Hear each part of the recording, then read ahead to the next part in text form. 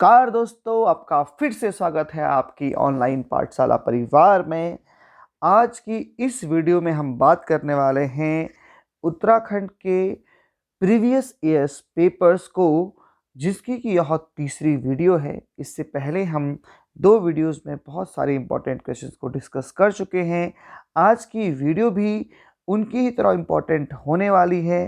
तो चलिए शुरू करते हैं, जिसमें कि सबसे पहले हम बात करेंगे यहाँ पर इस प्रश्न पत्र में कंप्यूटर से संबंधित और सामान्य अध्ययन के कुछ इंपॉर्टेंट क्वेश्चंस को। तो पहला प्रश्न है, जनगणना वर्ष 2011 के अनुसार निम्नलिखित में से किस राज्य में न्यूनतम लिंगानुपात अंकित किया गया? तो जो सेक्स रेशियो है वह सबसे कम कहाँ था? तो वह था हरियाणा में। अगर बात की जाए सबसे अधिक कहाँ था, तो ये जो है सर्वाधिक है केरला में, जो यहाँ पर नहीं लिखा गया है। इसके अलावा और भी जनगणना से प्रश्न पूछे जा सकते हैं, तो थोड़ा उनको भी डिस्कस कर लेते हैं। तो सबसे अधिक जनसंख्या किस राज्य की है? उत्तर प्रदेश। सबसे कम किस राज्य की है? सिक्किम। इनको आप ध्यान रखेंगे, नोट भी करेंगे। सर्वाधिक जो है साक्षरता है केरल, और जो सबसे कम साक्षरता है वह है बिहार 2011 की जनगणना के अनुसार। एक और आंकड़ा है जो इम्पोर्टेंट है, सर्वाधिक जो जनसंख्या घनत्व है वह किस राज्य का है? तो वह है बिहार का, और जो सबसे कम है वह है अरुणाचल प्रदेश का। तो ये आपको ध्यान रखना है। अगला प्रश्न है, निम्नलिखित बॉक्साइट निक्षेप क्षेत्रों में से कौन सा उड़ीसा में स्थित नहीं है? तो इनमें से बोलमगिर, कोरापुट, संबलपुर, ये जो हैं उड़ीसा में स्थित हैं।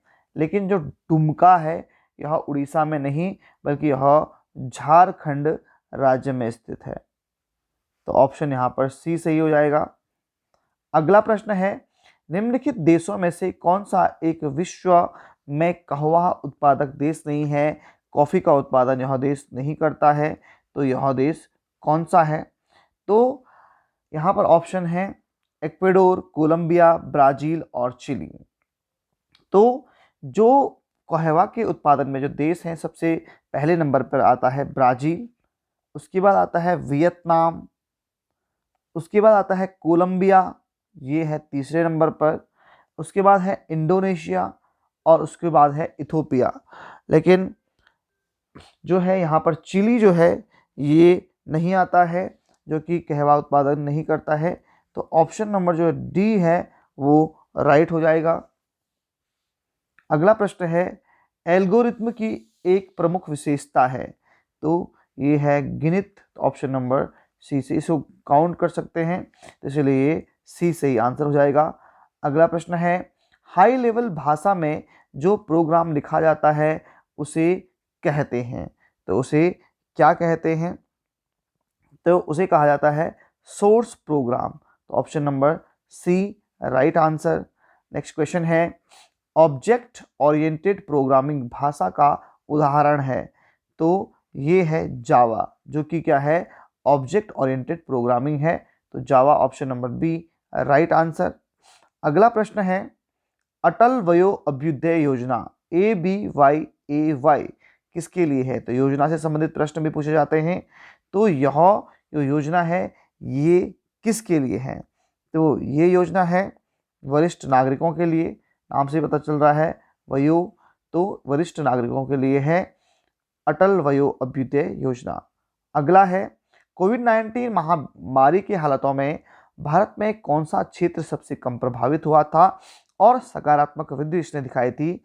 जबकि हमने देखा था कोविड-19 के समय में ज़्यादातर क्षेत्र बहुत बुरी तरह से प्रभावित हुए थे, लेकिन एक क्षेत्र था जो सबसे कम प्रभावित हुआ, और तो और इसने यहाँ पर पॉजिटिव जो है इंक्रीमेंट भी दिखाया था, तो वो क्षेत्र था कृषि का।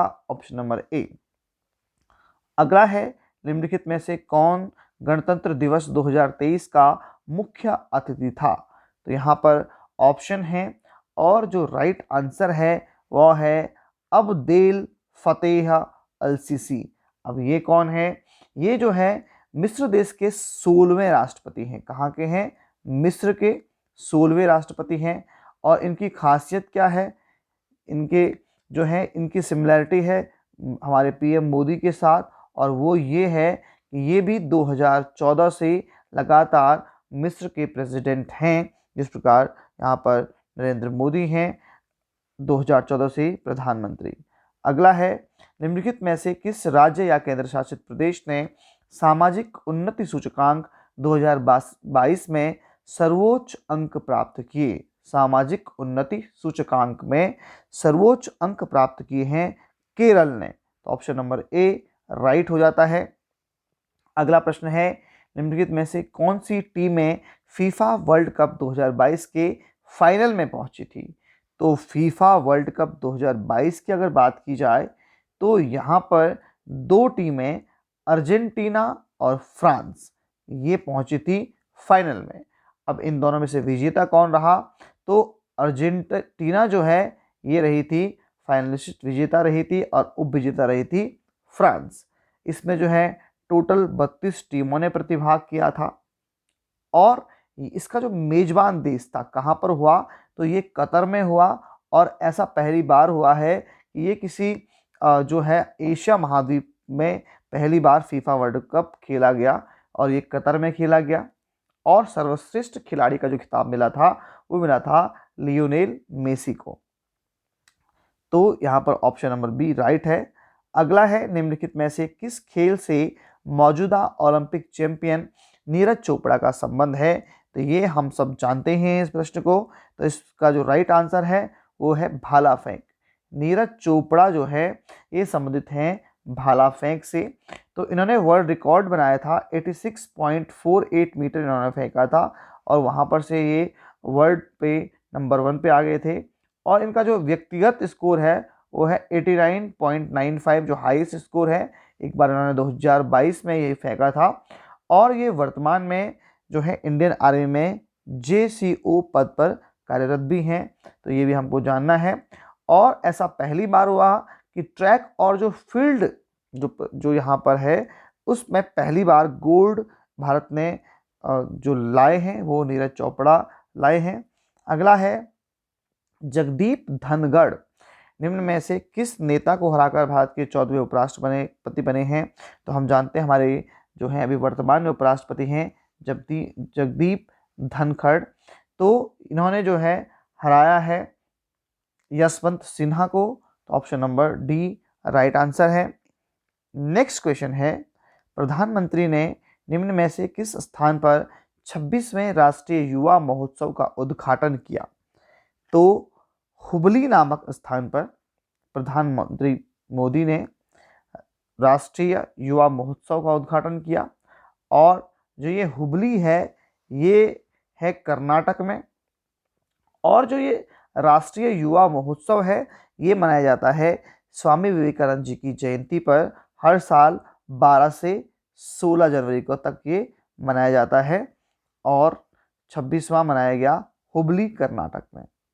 अगला है, पशु रोग लंपी का प्रथम मामला भारत में जो है किस राज्य में दर्ज हुआ था?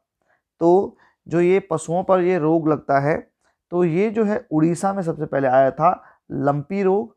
और ये लंपी रोग में होता क्या है कि ये गांठदार त्वचा का रोग होता है। इसमें जो है गाय भैंस जो हैं इन पे बुखार आ जाता है। ये एक संक्रामक रोग है, और ये वायरस के कारण फैलता है, और ये सबसे पहले दिखा था उड़ीसा में। अगला है, भारत में लोक लेखा समिति के मित्र दार्शनिक एवं पथ प्रदर्शक के रूप में कौन कार्य करता है? तो भारत के नियंत्रण एवं महालेखा परीक्षक जो हैं वो करते हैं यहाँ पर मित्र दार्शनिक एवं पथ प्रदर्शक की भूमिका। तो नियंत्रण एवं महालेखा परीक्षक, option number D right answer. अगला है, निम्न में से किस वाद में यह निर्णय लिया गया कि प्रस्तावना भारतीय संविधान का भाग नहीं है? तो ये किसके द्वारा कहा गया था?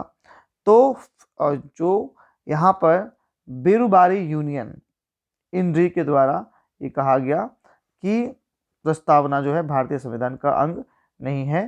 तो ऑप्शन नंबर ए। अगला है, भारत में खाद्य प्रसंस्करण उद्योग में कितने प्रतिशत प्रत्यक्ष विदेशी निवेश ऑटोमेटिक रूट के अंतर्गत किया जा सकता है, ऑटोमेटिक रूट के अंतर्गत किया जा सकता है। तो ये है 100% आप क्या कर सकते हैं, यहाँ पर खाद्य प्रसंस्करण उद्योग में प्रत्यक्ष विदेशी निवेश कर सकते हैं। तो ऑप्शन नंबर बी सही है, 100%। अगला है, भारत में कपास के बाद आने वाली कृषि आधारित दूसरा सबसे बड़ा उद्योग कौन सा है? तो ये है चीनी उद्योग। तो option number B right answer. अगला और आज की वीडियो का अंतिम प्रश्न है, भारत वनस्पति तेल का विश्व का सबसे बड़ा उपभोक्ता और नंबर का आयतक है। तो ऑप्शन आपके सामने है। तो यहाँ पर जो राइट आंसर है वो है, भारत वनस्पति तेल का विश्व का दूसरा सबसे बड़ा उपभोक्ता और पहले नंबर का आयतक है। तो इसको आपको ध्यान रखना है। तो इस तरह से हमने आज भी यहाँ पर 20 क्वेश्चंस को डिस्कस कर लिया है। तो थोड़े क्वेश्चन अगर हम डिस्कस करते हैं तो इससे हमारी वीडियो भी छोटी बनती है और आप लोगों को भी देखने में इंटरेस्ट आता है। तो आई होप आपको ये क्वेश्चन समझ में आए होंगे और हम यहाँ पर जो ये प्रीवियस जो पेपर था उसको सॉल्व कर रहे हैं। तो इस कड़ी में यह हमारा पार्ट नंबर 3 था।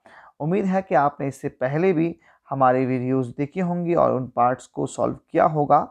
तो मिलते हैं जल्दी ही नेक्स्ट पार्ट में, तब तक के लिए धन्यवाद।